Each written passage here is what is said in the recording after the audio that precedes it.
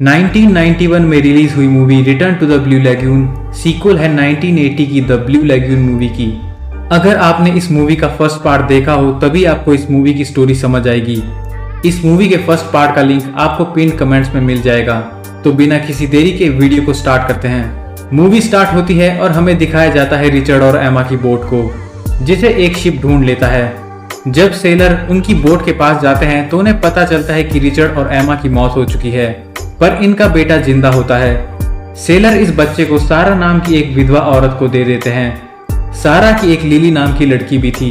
Seller एमा और Richard की बॉडी का अंतिम संस्कार कर देते हैं और उनकी बॉडी को समंदर में डाल देते हैं। सारा उस लड़के का नाम रिचर्ड रखती है क्योंकि वो बार बार रिचर्ड का नाम ले रहा था। शिप में डॉक्टर कैप्टन को बताते हैं कि यहाँ पर कई लोगों को कोलेरा हो चुका है और उस दौर में कोलेरा का कोई इलाज नहीं था। कैप्टन सारा को एक बोट में बिठाकर शिप से दूर जाने को कहते हैं क्योंकि अगर वो शिप में रुकती तो उनकी मौत तय थी। कैप्टन सारा को कैरनी नाम के एक सेलर के साथ एक बोट में उतार देते हैं। अगले दिन बोट में सारा कैरनी से पानी मांगती है, पर कैरनी उसे पानी देने से मना कर देता है। अब प्यास से दोनों बच्चे रोने लगते हैं। कैरनी सारा से कहता है कि अगर ये चुप ना हुए तो वो इन्हें समंदर में फेंक देगा। कैरनी रिचर्ड की तरफ बढ़ता है और सारा एक डंडे से कैरनी को मारकर समंदर में फेंक देती है। कुछ दिन समंदर में सेल करने के बाद ये एक टापू पर पहुंचते हैं। सारा वहां अपने लिए एक टेम्परेरी घर बनाती है और रिचर्ड और लिली को नारियल पानी पिलाती है। थोड़ा और एक्सप्लोर करने के बाद सारा को उस टापू पर पीने का साफ पानी और फलों का पेड़ मिलता है। वहां पर बहुत तेज बारिश होती है और सारा फैसला करती है कि वो उस टापू पर किसी दूसरी जगह अपना घर बनाएगी। थोड़ा दूर चलने के बाद सारा को एक घर दिखाई देता है जो रिचर्ड और एमा ने बनाया था। ये लोग उसी टापू पर आ गए थे जहां रिचर्ड और एमा रहते थे। रिचर्ड उस घर को पहचान लेता है और अपनी माँ को घर में ढूंढने लगता है, पर वहां पर उसे अपनी माँ नहीं मिलती और वो रोने लगता है। सारा उसे गले लगाती है और उसे कहती है कि वो ही उसकी माँ है। सारा वहां पर शिप को सिग्नल देने के लिए कुछ लकड़ियां भी इकट्ठी करती है। सारा दोनों बच्चों के लिए मछलियां भी पकड़ती है। रात को सारा वहां पर ड्रम्स की आवाज सुनती है और आदिवासियों को बोट से जाते देखती है। इसके बाद सारा, रिचर्ड और लिली उस टापू पर अपनी लाइफ को एंजॉय करने लगते हैं। सारा नोटिस करती है कि फुल मून के दौरान आदिवासी उस टापू पर आते हैं और अपने कुछ रिचुअल्स करते हैं। अब कुछ साल बाद रिचर्ड 10 साल का हो जाता है और लिली 8 साल की। ये दोनों हमेशा साथ रहते और साथ खेलते थे। रिचर्ड और लिली सारा से उनकी बॉडी पार्ट्स के बारे में सवाल करते हैं। सारा भी उन्हें सब कुछ समझाती है कि क्यों लोग शादी करते हैं, एक आदमी और एक औरत की बॉडी में क्या डिफरेंस होता है। सारा उन्हें बताती है कि जब वो जवान हो जाएंगे तब उनकी बॉडी में क्या बदलाव आएंगे। एक दिन रिचर्ड और लिली मछली पकड़ रहे थे, तभी उनकी बोट की रस्सी खुल जाती है और उनकी बोट उनसे दूर चली जाती है और वहां पर एक शार्क भी आ जाती है। रिचर्ड एक मछली को समंदर में फेंकता है और शार्क उस मछली को खाने लगती है। इतने में ये दोनों तैरकर बोट पर चढ़ जाते हैं। वो रात फुल मून होने वाला था। सारा ने उन्हें समझाया था कि फुल मून के दौरान ये दोनों घर पर ही रहें, क्योंकि उस दिन आदिवासी टापू पर आया करते थे और इंसानों की बलि दिया करते थे। सारा रिचर्ड और लिली को घर में बंद कर देती है।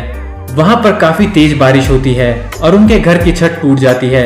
रिचर्ड और सारा छत को जोड़ते हैं और कुछ दिन बाद सारा बीमार पड़ जाती है। कुछ दिनों बाद सारा को एहसास होता है कि उसे निमोनिया हो गया है।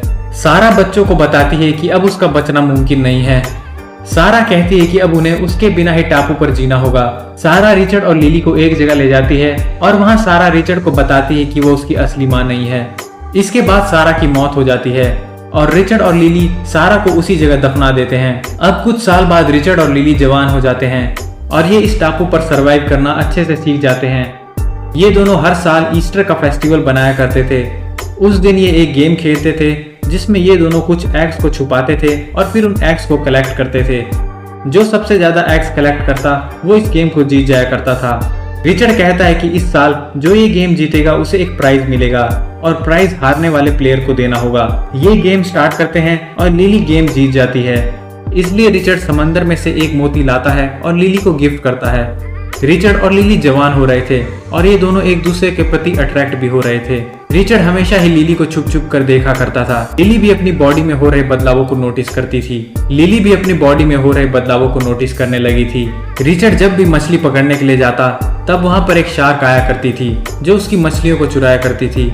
रिचर्ड उस शार्क से तेज स्विम करता है और ये बात वो लिली को बताता है। लिली को शार्क के साथ रिचर्ड का तैरना ठीक नहीं लगता, इसलिए वो रिचर्ड का मजाक उड़ाती है। रिचर्ड भी जवाब में कहता है कि लिली हमेशा अपनी ही बॉडी को देखा देखा करती है। लिली इस बात पर रिचर्ड से नाराज हो जाती है। लिली रिचर्ड से कहती है कि उसे रिचर्ड का उसे बिना कपड़ों के देखना ठीक नहीं लगता। रिचर्ड कहता है कि उन्हें इन छोटी छोटी बातों पर लड़ाई नहीं करनी चाहिए और वो साथ नाचने लगते हैं।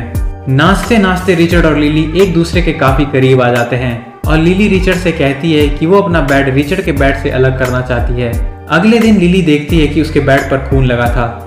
लिली को सारा की बताई बात याद आती है और उसे एहसास होता है कि ये उसका फर्स्ट पीरियड है। रिचर्ड लिली से पूछता है कि क्या वो ठीक है और लिली रिचर्ड को बताती है कि उसका फर्स्ट पीरियड आ चुका है और वो अब एक औरत बन चुकी है। अगली सुबह लिली रिचर्ड को जगाती है। रिचर्ड ने कपड़े नहीं पहने थे, इसलिए वो एमा को डांट कर वहां से चला जाता है।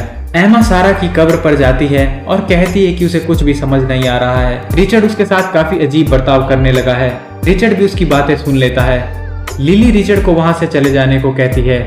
इस पर रिचर्ड कहता है कि वो टापू के नॉर्थ पार्ट की तरफ जा रहा है, जहां जाने के लिए उसकी माँ ने उसे मना किया था। वो रात पूर्णिमा की थी।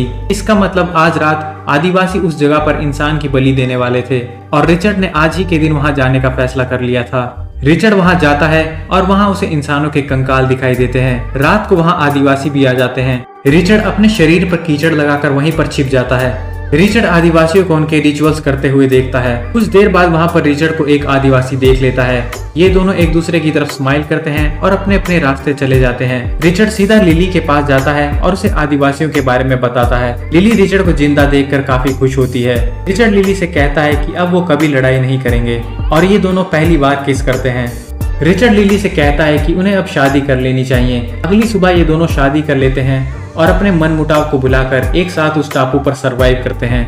एक दिन लिली एक शिप को देखती है और ये दोनों उस शिप को सिग्नल देने के लिए आग जलाने पहाड़ पर जाते हैं। तभी ये देखते हैं कि ये शिप उनकी तरफ ही आ रहा है। रिचर्ड और लिली देखते हैं कि ये लोग उनके टापू पर आ गए हैं और ये दोनों उनसे मिलने के लिए जाते हैं। रिचर्ड उस जहाज के कैप्टन जैकब से कहता है कि वो उनके साथ जाने के लिए तैयार हैं। जैकब कहता है कि उन्हें अपने शिप के लिए पीने का पानी चाहिए। जैकब रिचर्ड और लिली को उनकी बेटी सिल्विया से भी मिलाता है। सिल्विया को रिचर्ड काफी पसंद आता है। रिचर्ड और लिली जैकब को अपनी सारी कहानी बताते हैं। रिचर्ड उन्हें बताता है कि कैसे वो बचपन से इस टापू पर सरवाइव कर रहे हैं। रात को रिचर्ड और लिली इन सभी के लिए डिनर बनाते हैं। कैप्टन का एक सेलर लिली के मोती को देख लेता है और अब उसकी बुरी नजर लिली और उसके मोती पर थी। रिचर्ड जैकब से कहता है कि वो उसे और लिली को अपने साथ वापस ह्यूमन सिविलाइजेशन में ले जाएं। सिल्विया रिचर्ड से कहती है कि यहाँ पर जिंदगी जरूर ही बोरिंग होगी, पर रिचर्ड और लिली कहते हैं कि वो इस टापू पर कभी बोर नहीं हुए। कैप्टन रिचर्ड और लिली को पहनने के लिए कपड़े देते हैं। सिल्विया लिली को अपने मेकअप का सामान दिखाती है और रिचर्ड अपने कपड़े पहनने लगता है। रिचर्ड कैप्टन और उसके आदमियों को झरने के पास ले जाता है ताकि ये लोग पीने का पानी इकट्ठा कर सके। वहाँ पर रिचर्ड और लिली नहाते हैं और सिल्विया रिचर्ड को देखती है। सिल्विया रिचर्ड को मेकअप लगाकर दिखाती है और रिचर्ड उसकी तारीफ करता है। सिल्विया इनसे पूछती है कि वो यहाँ पर टाइम पास करने के लिए क्या करते हैं। रिचर्ड कहता है कि वो नाचते गाते हैं और अलग अलग गेम्स खेलते हैं। लिली और रिचर्ड सिल्विया को उनका डांस दिखाते हैं, पर सिल्विया को उनका डांस काफी बचकाना लगता है। सिल्विया कहती है कि बड़े लोग ऐसे डांस नहीं करते और वो रिचर्ड के साथ डांस करने लगती है। लिली को रिचर्ड और सिल्विया को एक साथ देखकर काफी जलन होने लगती है और वो सिल्विया को धक्का मारकर वहां से चली जाती है।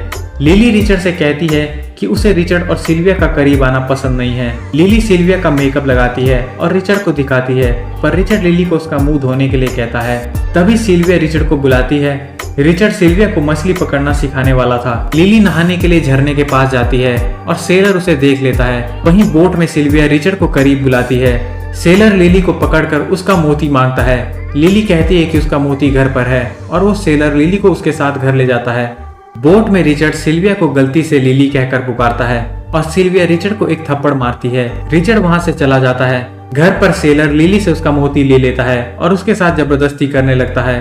तभी रिचर्ड वहां पर आ जाता है। वहां पर रिचर्ड और सेलर की लड़ाई होती है। सेलर रिचर्ड पर गोली चलाता है, पर रिचर्ड बाल बाल बच जाता है। गोली की आवाज सुनकर बाकी के लोग भी वहां पर आ जाते हैं। कैप्टन जैकब के आदमी सेलर को रोकते हैं, पर सेलर रिचर्ड को जान से मारना चाहता था। वो कई गोलियां रिचर्ड पर चलाता है, पर सारी गोलियां चूक जाती है। रिचर्ड सेलर को समंदर में ले जाता है जहां पर शार्क थी।